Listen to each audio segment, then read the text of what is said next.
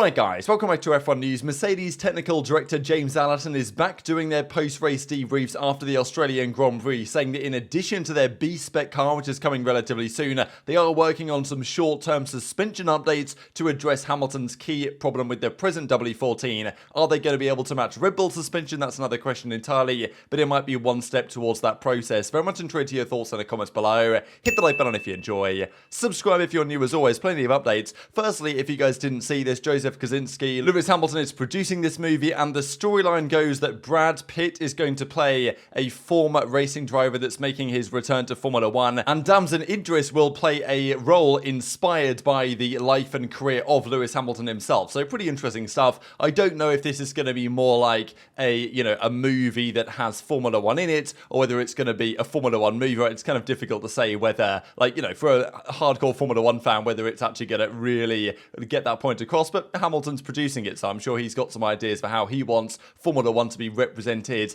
in this film. So that's just an update externally to the sport. Internally, though, some rumours about where the Japanese Grand Prix might be next season. Apparently, Formula 1 want it to be in March because Ramadan in 2024 and the timings around that means that going to the Middle East more than one time at the start of next season is probably unfeasible, so they're going to have to find alterations. Now, Saudi Arabia have wanted, I thought Saudi at the end of the 2021 season was a fantastic time to have that Grand Prix, but unfortunately they want it at the start, and I think Saudi have said they want it as the first race. They want to take over Bahrain as the first race of the season. It's always going to be Abu Dhabi right to the end, at least for the near future. So Saudi Arabia might be at the start. They might do Bahrain Grand Prix later in the year, but have testing there instead. So Bahrain are a bit happy because they get testing there. Saudis are happy because they get the start of the race there. Abu Dhabi still at the end of the season, but then we get a triple header apparently of Australia, China, and then Japan. So that means that early mornings 3 times in a row for the European fans, and late nights if you guys are in America. But that apparently is their plan. I've always thought Japan and Suzuka was quite nice to have in the business end of the season, but they're going to potentially bring it earlier, so that's one update there. There's also some further discussion and frustration from the Red Bull camp about the addition of the sprint format. Verstappen has doubled down and says, yeah, he's still not a fan of it at all, and we know that Red Bull can suffer a bit when there are sprint weekends. They seem to take longer to set up their car than others, and we discussed yesterday why that might be. They've got some very complicated and impressive suspension that no other car is able to manage, but it does seem to take more setup than the other cars need at times, and also the tyre warm-up as a result isn't so good. We discussed exactly how yesterday that is giving them their advantage, but it also can be a downside as well, and we'll see what Mercedes might be trying to do about that in a second here. Christian Horner doubles down as well, and I can understand his perspective, right? It's ridiculous, he says, that the first sprint race of the year is on a street circuit like Baku, which it is in a few weeks' time. Okay, it's exciting for the fans, but all you can do is damage your car and lose money, especially when there's a cost cap in place. 1 race is already enough in Azerbaijan, so 2 is a bit of a woe. We'll see how that goes. Speaking of Red Bull, though, Liam Lawson, if you guys aren't familiar with this name, he was a junior driver for them last season in Formula 2, a very impressive junior driver at that, and he is, I believe, Helmut Marko reckons probably the next up into their program, I believe, because he likes to do this. Helmut Marko is send his drivers off to Super Formula in Japan, and he won his opening race there. Very impressive stuff from Liam Lawson. If he keeps going like this, he is going to be in a Formula 1 seat next season without doubt, in my opinion. Nick de Vries, I don't think he's going to be lasting in that seat longer than 1 year, but there's also been talk lately from Franz Tost that Tsunoda is destined for Red Bull in 2025. So some interesting questions to answer there from the Red Bull camp. What's going to happen to Yuki Tsunoda? What's going to happen to Perez? Because Liam Lawson is coming through quickly and being impressive as well. He'll be in the Alpha Tauri, I think, next season for sure, based on current evidence. And what does that mean for Perez's potential replacement in 2025? Because I don't imagine Perez at Red Bull lasts longer than that, especially with some more friction emerging lately between the team and Perez himself. Let's talk updates then to the car. So Ferrari have confirmed there's not going to be a B spec. They're going to upgrade their car as planned. They believed that they closed the gap in Melbourne with a better setup. Must be said though, historically Australia has not always been the best indicator of relative car performance. Usually a circuit like Bahrain is a pretty good indicator of how the cars are going to be generally. Spain as well, another example maybe of that. Melbourne, that hasn't always been the case though, for sure. So the SF23 is not going to change too much, and they're expecting they can extract the most out of it, but the reality is they're probably going to have to change tack in 2024. Mercedes are changing tack before then, but Alpine are also making updates. So the field behind Red Bull is in incredibly exciting. If there was no Red Bull in this sport, the championship fight this year would be mega, because we'd have Mercedes, Aston Martin, Ferrari. All three of those cars feel like they can be the fastest of the three on any given weekend based on track conditions and setup and other factors, and Alpine aren't far behind either. Gasly was keeping up impressively well with Sainz during the Grand Prix in Australia, and they plan to gain 0.6 of a second with their coming upgrades. One in Imola is going to give them 0.3, and then beyond that in Montreal and Silverstone, they're going to get apparently another 0.3 of a second to gain 0.6 between now and the summer break. That, of course, is an impressive margin, and if they can accomplish that, they should be closer to at least the second place team, whatever it is at the time. But this idea that they were going to close the gap to Ferrari, Mercedes and Aston Martin implies that those teams are going to stand still. Aston have an aggressive development program. Mercedes have an aggressive development program. Ferrari say that they do, but I never really trust Ferrari's upgrades, to be honest. We'll see if they actually work this season. But Mercedes aren't just going to sit there and let Aston upgrade, let Ferrari upgrade, let Alpine upgrade and try and become the second fastest team. Mercedes are going to try and consolidate that with the big upgrade package, the revolution potentially to their car they're bringing in Imola, and then the consolidation package in Spain, which is potentially going to put their car where it's going to be for the rest of the season, you could argue. We'll see how it goes when the time comes. But for the short term, they want to address some of Hamilton's frustrations with the handling of the car. The rear end of the car is quite weak, especially around a circuit like Baku, to be honest. It's a rear limited track.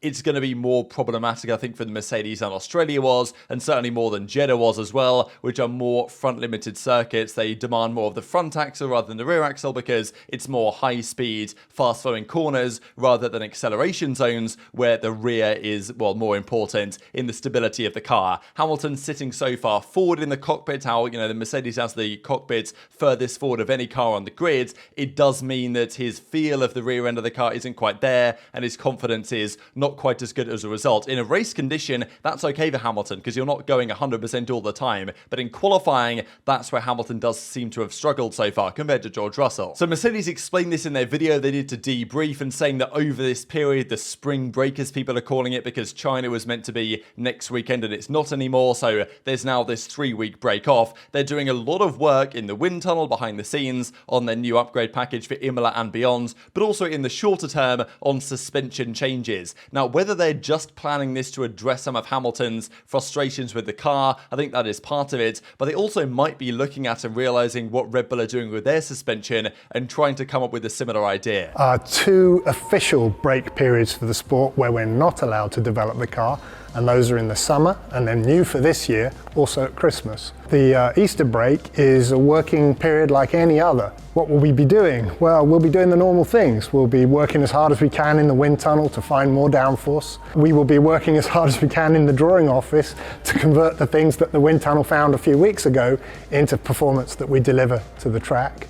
We'll be working in the drawing office also to bring some mechanical parts to the car, some different suspension components that we think will help the underlying balance of the car and make it a more drivable thing, making it something that the drivers have more confidence to push right to the limits.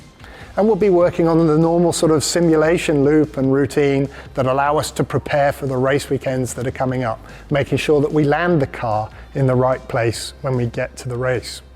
Big deal at Baku. It's the first sprint race of the weekend, and sprint races really reward the teams that can land there with a starting setup that is pretty on the money and ready to go in qualifying, because the time is really compressed in a sprint race weekend. So we heard the other day that they were looking to potentially address Hamilton's concerns with the car. They hadn't exactly explained how they were going to achieve that, but now the discussion is that it's going to be suspension related, and it does seem that suspension is kind of the topic of the day among many Formula One teams, because even back in Saudi Arabia there was discussions that it was the suspension, potentially the front suspensions of the Red Bull and the Aston Martin, that was giving them such an advantage in Bahrain, and now Mercedes, I'm sure, having realised that, are trying to figure out what they can do to capitalise on what those teams are able to accomplish in as short a time as possible. The other key point, of course, to mention though on this is that it was James Allison, their technical director, doing this video, because James Allison did a few of those, I think, last year, but not too many, and has been technically absent from Formula One.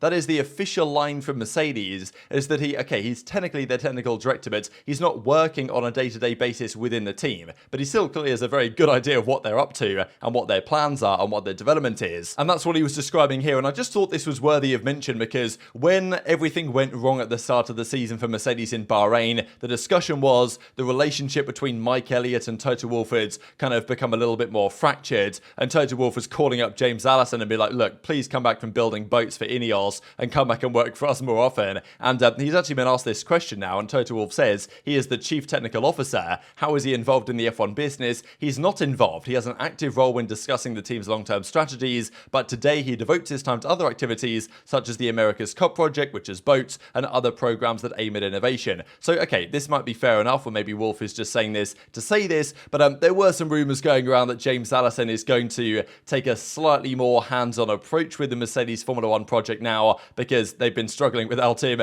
and they need him back. You know, he was overseeing it when they built the W11. So, you know, maybe that's going on, maybe it's not, but I thought it was interesting timing that there were rumours that he was potentially coming back to a more forward-facing role, and then we see him doing their debrief, you know, pretty much shortly after those announcements were going down. So there's been some speculation about this, and we'll see how this develops going forwards. But, you know, potentially a key part of their revival if they decide to deploy him in that manner. And just to mention this quickly from Toto Wolff, who was discussing how Max Verstappen, when he was coming into the sport, I mean, he joined at 17 years of age, remarkable. You can't even do that anymore. It's not allowed because Verstappen was just straight up too good. And at the time, Toto Wolff acknowledges they had Lewis and Nico Rosberg on long-term contracts. Max was clearly an interesting young man, but at the time we could have offered him a place in GP2, which was what Formula 2 was called back then, and then maybe a contract. But Helmut Marko was able to offer him a seat in Formula 1, and eventually I advised him, that being Max, to go down that route as well, and that meant seeing him leave the Mercedes orbit. So, I mean, look, it makes sense of Mercedes, given they had Hamilton and Rosberg at the time, not to go down that route, but,